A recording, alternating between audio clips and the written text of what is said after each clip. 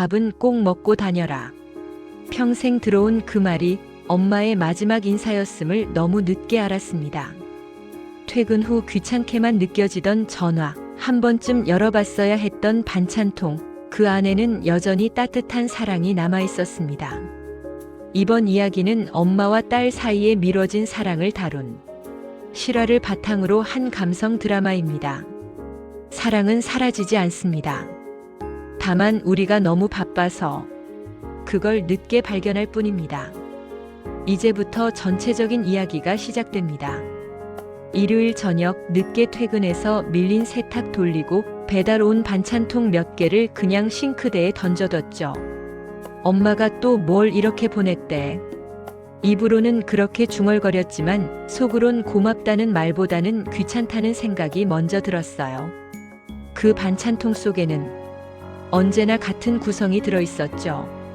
멸치볶음, 깻잎지, 그리고 김치. 엄마는 늘 말했어요. 도시에선 이런 게 잘 안 팔지? 짜지 않게 했으니까 그냥 밥에 비벼 먹어. 그 말이 이제는 자동응답기처럼 들렸어요. 며칠 전에도 엄마 전화가 왔습니다. 그날도 저는 회의 중이었죠.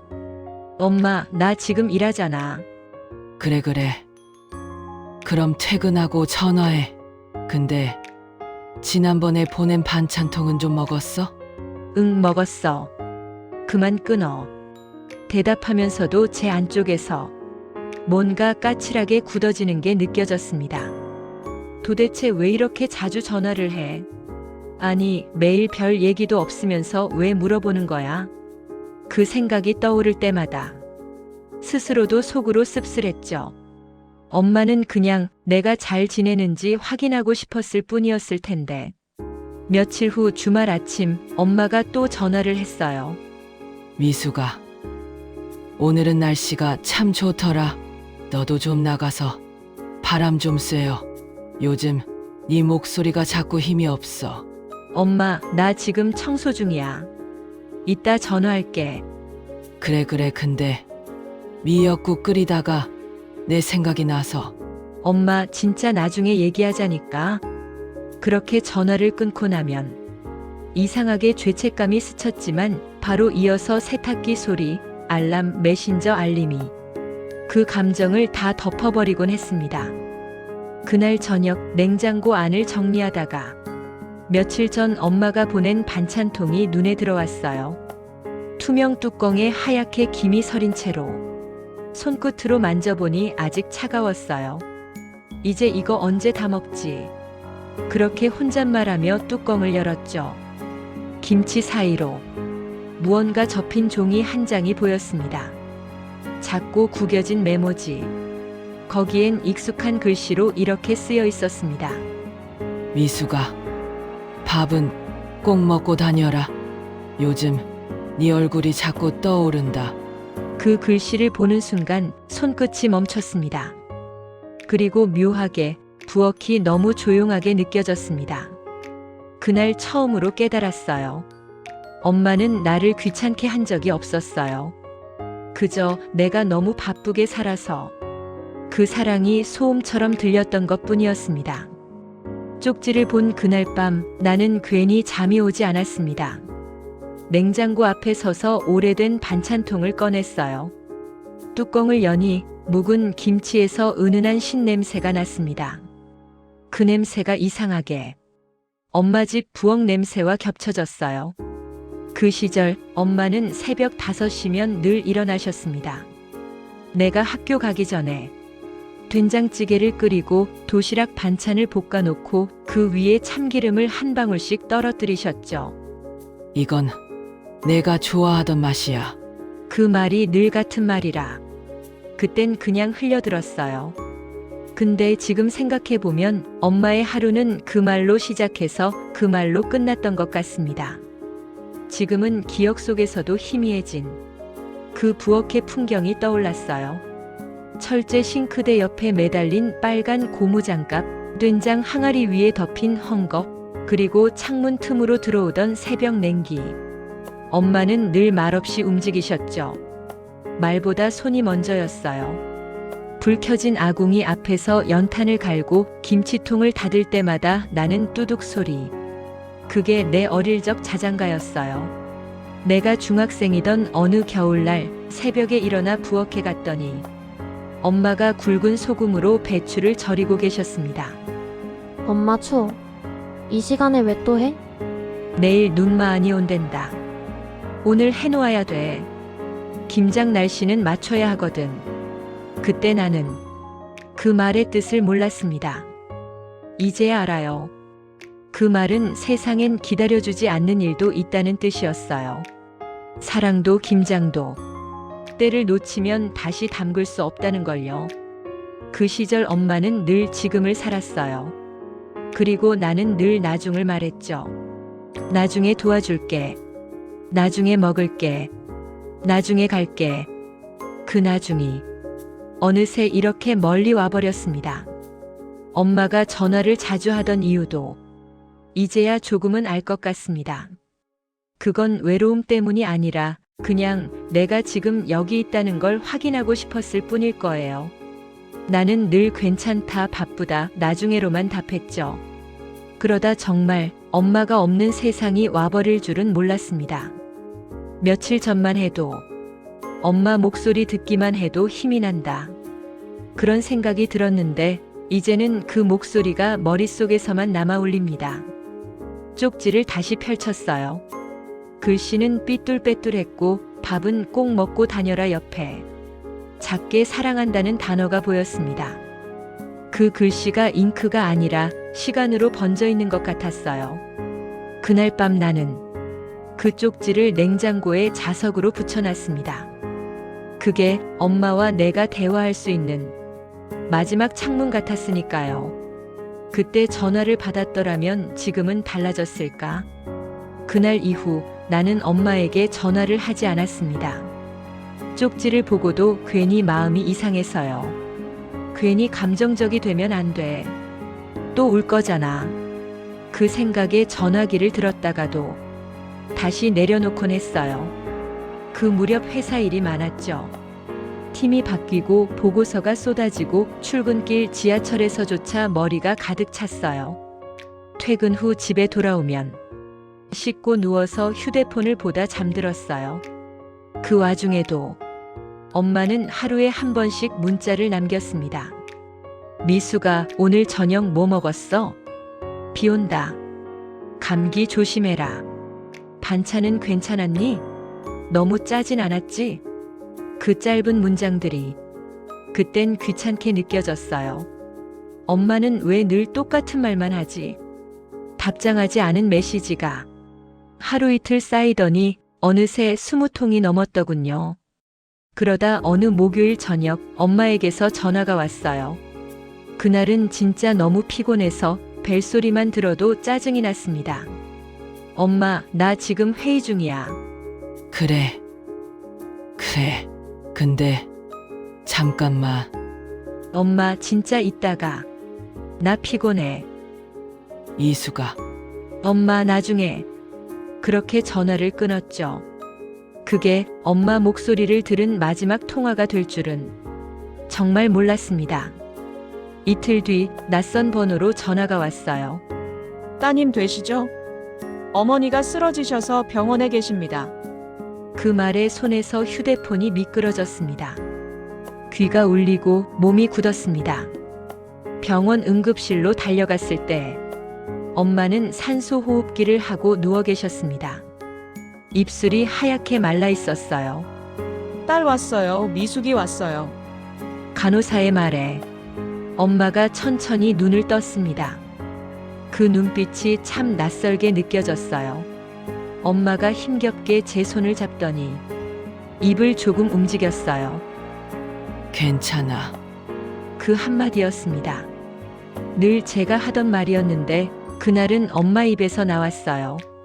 며칠 뒤 엄마는 다시 의식을 잃었고 끝내 돌아오지 못했습니다. 장례식 내내 나는 그 괜찮아라는 말만 떠올렸습니다. 마지막 순간까지도 엄마는 나를 위로하던 사람이었어요. 나는 그저 피곤하다는 이유로 그 목소리를 내 손으로 끊었던 사람이었고요. 장례가 끝나고 집에 돌아왔을 때 싱크대 위에 엄마가 보내준 반찬통 몇 개가 그대로 있었습니다.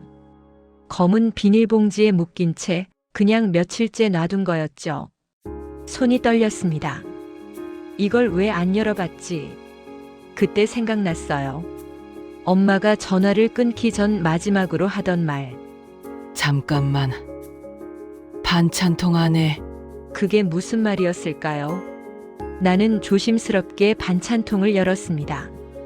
깻잎과 멸치볶음 사이에 흰 쪽지 하나가 젖어 있었습니다. 이미 반찬 양념에 눅눅해져 있었지만 글씨는 또렷했어요. 미수가 엄마는 괜찮다. 너만 건강하면 된다. 그 문장을 보는 순간 다리가 풀려서 바닥에 주저앉았습니다. 그동안 내가 보지 못했던 건 엄마의 얼굴도 편지도 사랑도 아니었습니다. 그냥 지금이었어요. 엄마는 떠나기 전에 이미 내게 마지막 인사를 남겼던 겁니다. 나는 그걸 한참이 지나서야 내 손으로 열어본 거였어요. 그날 밤 반찬통을 비워내며 손끝으로 쪽지를 여러 번 만졌습니다. 글씨 위로 묻은 고춧기름 냄새가 이상하게 따뜻했어요. 그 냄새 속에서 엄마 목소리가 들렸습니다. 밥은 꼭 먹고 다녀라. 그 평범한 말이 이제는 내 하루를 버텨주는 주문이 되었습니다. 장례가 끝나고 한 달쯤 지났을 때였어요. 날이 어중간하게 흐려서 무슨 계절인지도 잘 모르겠더군요. 회사에 다녀와 현관에 들어서는데 문 앞에 낡은 스티로폼 박스가 하나 놓여 있었습니다. 주소를 보니 엄마 주소였어요. 발송 날짜는 엄마가 쓰러지기 하루 전날. 순간 숨이 멎는 것 같았어요. 나는 떨리는 손으로 테이프를 뜯었습니다. 안에는 반찬통 3개, 그리고 작은 유리병에 담긴 간장게장이 있었어요. 그게 바로 엄마가 마지막으로 내게 보낸 반찬이었습니다. 하나씩 꺼내다가 게장 밑바닥에서 비닐에 감싸인 무언가가 나왔어요. 그건 작게 접힌 종이 한 장이었습니다. 아마도 손에 묻을까봐 엄마가 일부러 비닐로 싸두신 것 같았어요. 그 쪽지를 펼쳤습니다. 글씨는 삐뚤빼뚤했지만 분명히 엄마의 손글씨였습니다. 미수가 이건 내가 좋아하던 게장이야. 이번엔 간장이 조금 덜 짰다. 엄마가 손이 많이 느려졌네. 그래도 내가 맛있다 해주면 또 할 수 있을 것 같아. 다음엔 김장할 때 같이 하자. 그때는 좀 웃으면서 먹자. 그 문장을 읽는데 눈물이 아니라 숨이 막혔습니다. 그 쪽지가 들어있는 반찬통은 엄마가 세상을 떠나기 전날 내게 도착했어요. 그날은 퇴근이 늦었고 그냥 문 앞에 놔둔 채 다음 날로 미뤘죠. 그 다음 날이 영영 오지 않았던 겁니다. 그날 밤 나는 그 반찬통 앞에 앉아 한참을 울지도 못하고 가만히 있었습니다. 불 꺼진 부엌에서 유리병에 비친 내 얼굴이 낯설었어요. 그 얼굴은 엄마를 닮은 나였고 엄마의 세월을 이어받은 얼굴이었어요. 냄새가 퍼졌습니다. 간장의 짠 향, 마늘의 매운 냄새, 그 안에 섞인 시간의 냄새. 그게 다 엄마였어요. 며칠 뒤 나는 엄마 집으로 내려갔습니다. 작은 시골집, 흙먼지가 낀 창문, 그리고 부엌 한켠엔 엄마가 쓰던 낡은 조리대가 그대로 있었어요. 그 위에 반찬통 뚜껑이 뒤집혀 있었고 옆에는 연필 하나가 굴러다녔습니다. 연필 끝은 닳아 있었죠. 나는 순간 엄마가 그 쪽지를 쓸 때 모습을 상상했습니다. 눈이 잘 안 보여서 눈앞으로 종이를 바짝 당기고 가끔 틀린 글씨를 손가락으로 문질러 지우고 다시 또 적던 모습. 그 작은 움직임 하나하나가 그동안 내가 놓친 사랑의 무게였습니다. 엄마는 평생 말보다는 손으로 사랑을 표현한 사람이었어요. 그 손으로 밥을 짓고 반찬을 담고 쪽지를 접었죠. 그리고 나는 그 손길이 귀찮다고 바쁘다고 나중에 하겠다고 했어요. 그 나중이라는 단어가 그토록 무책임한 말이었다는 걸 이제야 알았습니다. 나는 엄마의 낡은 냉장고 문을 열었어요. 안에는 반쯤 남은 된장, 작게 써붙인 메모 하나가 보였습니다. 된장엔 미숙이 손맛이 좀 있네. 그걸 읽고 웃음인지 눈물인지 모를 소리가 새어나왔어요. 그 순간 알았어요. 사랑이란 건 거창한 말이 아니라 이렇게 조용히 남는 거라는 걸. 서울로 돌아온 후 나는 엄마의 쪽지들을 모두 하나의 상자에 담았습니다. 그리고 그 상자 위에 작게 글을 썼죠. 다음에 말하지 말고 지금 말하자. 그 문장이 이제 내 삶의 문장이 됐습니다. 봄이 다가오던 어느 아침 나는 엄마의 산소로 향했습니다. 언덕 위로 들꽃이 피고 바람이 살짝 차가웠습니다. 손에는 엄마가 보내주던 반찬통 중 제일 작은 걸 들고 갔어요. 그 안엔 내가 직접 만든 멸치볶음과 깻잎 무침이 들어있었습니다. 엄마가 해주던 그대로 들기름 한 방울 더 넣고 깨소금 살짝 뿌려서요. 산소 앞에 앉아 그 반찬통을 조심스레 열었습니다. 바람이 스치자 고소한 냄새가 퍼졌어요. 그 향이 엄마 부엌의 냄새와 똑같았습니다. 엄마, 이제 나도 당신이 왜 그렇게 반찬을 챙겼는지 알겠어요. 말하면서 나는 괜히 웃음이 났습니다. 예전 같으면 울었을 텐데 이상하게 그날은 울지 않았어요. 대신 마음 한켠이 따뜻하게 차올랐습니다. 엄마가 돌아가신 지 벌써 1년이 됐어요. 나는 여전히 바쁘게 살지만 이제는 나중에라는 말을 잘 안 합니다. 동료가 커피 한잔 하자 하면 그래, 지금 가자. 친구가 전화하면 지금 얘기해도 돼. 작은 일에도 미루지 않으려 합니다. 그게 엄마가 내게 남긴 가장 큰 유산 같아요. 퇴근 후 집에 돌아오면 부엌 벽에 붙여둔 쪽지를 한 번씩 봅니다. 미숙아, 밥은 꼭 먹고 다녀라. 그 문장을 볼 때마다 그림자처럼 내 안에서 엄마의 손이 따라 움직이는 것 같아요. 그 손이 이젠 내 손에 닮았더군요. 깻잎을 씻을 때, 간장을 한 숟갈 넣을 때 그 손길이 문득 스칩니다. 며칠 전엔 회사 후배가 점심시간에 그러더군요. 선배님은 밥 먹을 때 꼭 반찬통 열어보시네요. 그 말에 웃으며 답했습니다. 응, 내 엄마가 그렇게 했거든. 그 순간 왠지 모르게 마음이 뭉클했어요. 엄마의 습관이 이제는 나의 하루가 되었으니까요.